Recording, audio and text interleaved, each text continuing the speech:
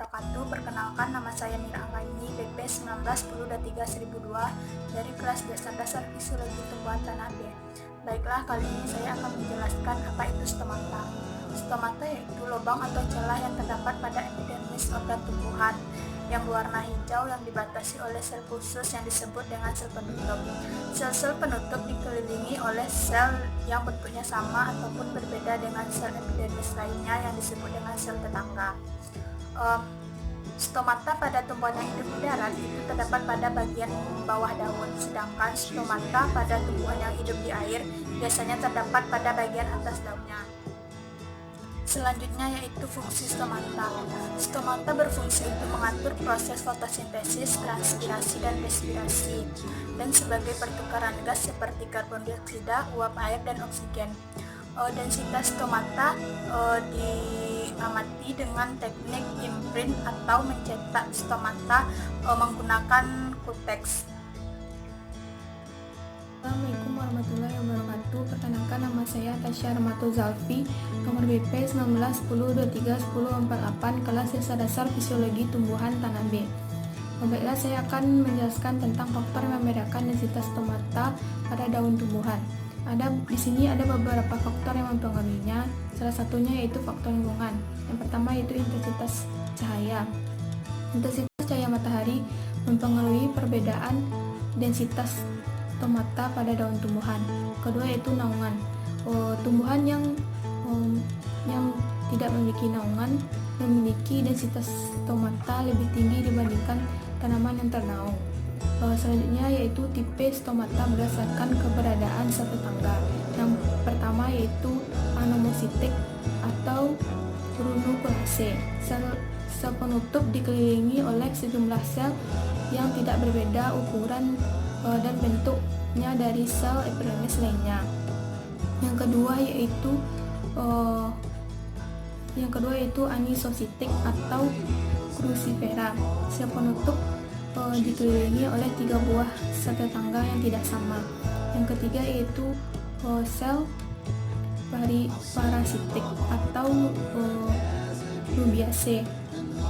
Setiap sel penutup diiringi oleh sebuah sel tetangga dengan sumbu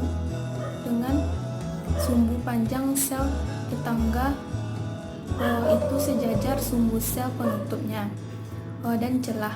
Yang keempat yaitu diasitik atau karyopilaceae. Sebuah stomata dikelilingi oleh 2 sel tetangga yang mana tidak lurus terhadap sumbu panjang sel penutup dan celah. Yang kelima yaitu aktinositik. Jumlah sel tetangga 4 atau lebih yang susunannya melingkar dan sel-selnya memanjang ke arah radial terhadap sel penutup.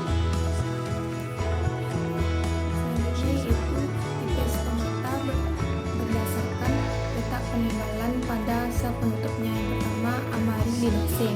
Sel penutup jika dilihat dari atas bentuk seperti ginjal. Dinding punggung tipis, sedangkan dinding perutnya lebih tebal. Dinding atas dan bawah terjadi penebalan petikular. Yang kedua yaitu tipe Helleborus, yaitu sel penutup jika dilihat dari atas berbentuk seperti ginjal, tetapi dinding punggung dan di perutnya tipis, sedangkan pada dinding atas dan bawahnya lebih tebal. Yang ketiga yaitu tipe Gramineae. Sel penutupnya berbentuk seperti halter. Dinding sel penutup bagian tengah tebal yang merupakan penyokong pada halter tersebut. Masing-masing ujung dindingnya tipis, sedangkan pada dinding atas dan bawah tebal. Yang keempat yaitu tipe Phenium. Sel penutup pada stomata ini berbentuk seperti ginjal. Dinding sel perut tipis, adapun sel-sel lainnya dapat dikatakan tipis ataupun tebal. Saya akan menjelaskan tipe stomata berdasarkan penyebarannya pada taman. Yaitu yang pertama phanerophore, yaitu sejajar dengan epidermis atau sejajar dengan permukaan epidermis. Yang kedua cryptophore, yaitu stomata tenggelam di bawah permukaan epidermis. Ada juga pembagian stomata berdasarkan letak di daunnya, yaitu yang pertama ampistomatik, yaitu stomata terdapat di kedua sisi daun. Sedangkan pada sisi atas, yaitu stomata hanya terdapat pada sisi atas, disebut dengan epistomatik. Dan stomata terletak pada bagian bawah sel epidermis, yaitu atau terletak pada bagian bawah daun, disebut dengan hipostomatik. Namun stomata dapat terjadi atau terdapat di mana saja, tergantung pada spesies tanaman, yaitu berdasarkan tipe stomata berdasarkan penyebarannya pada tanaman. Jadi tipe-tipe stomata atau tipe tambahan atau modifikasinya terdapat di mana saja, tergantung pada spesies tanamannya. Bagian-bagian pada stomata, yang pertama itu sel penutup. Sel penutup disebut juga sebagai sel penjaga.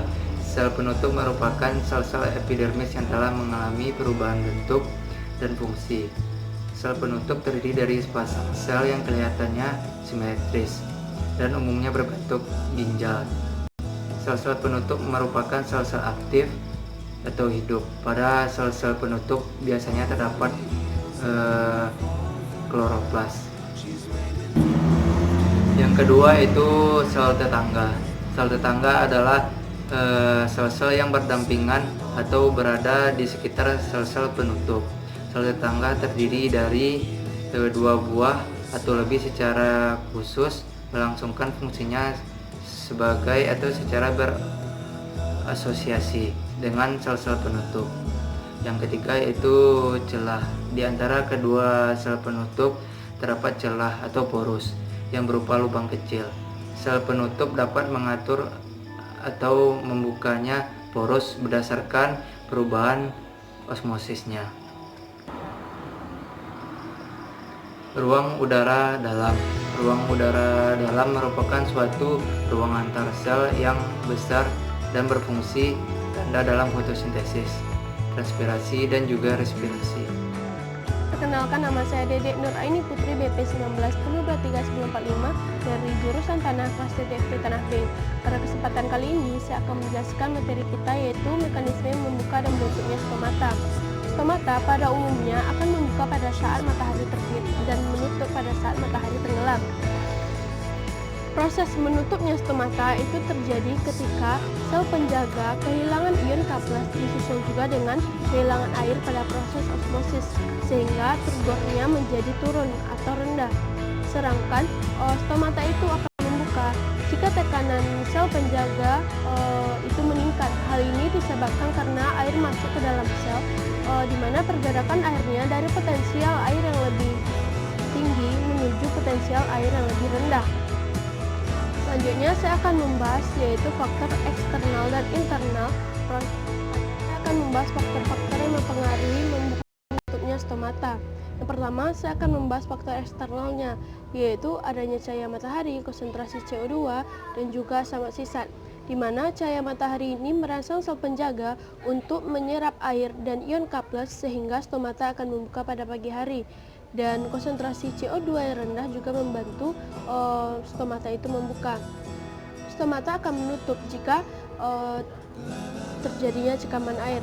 Cekaman air itu zat pengatur dari asam asisat yang diproduksi di dalam daun yang mengakibatkan membran menjadi bocor, sehingga akan terjadinya kehilangan ion K+ dari sel penjaga yang mengakibatkan sel penjaga menjadi mengerut dan stomata akan menutup. Faktor internalnya yaitu jam biologis, di mana memicu serapan ion pada pagi hari sehingga stomata membuka. Sedangkan pada malam hari terjadinya pembebasan ion yang mengakibatkan stomata itu menutup. Stomata pada sebagian besar tanaman umumnya akan membuka pada siang hari dan akan menutup pada malam hari. Baiklah, sekian dari materi yang dapat saya sampaikan pada kali ini. Mohon maaf apabila ada kesalahan. Assalamualaikum warahmatullahi wabarakatuh.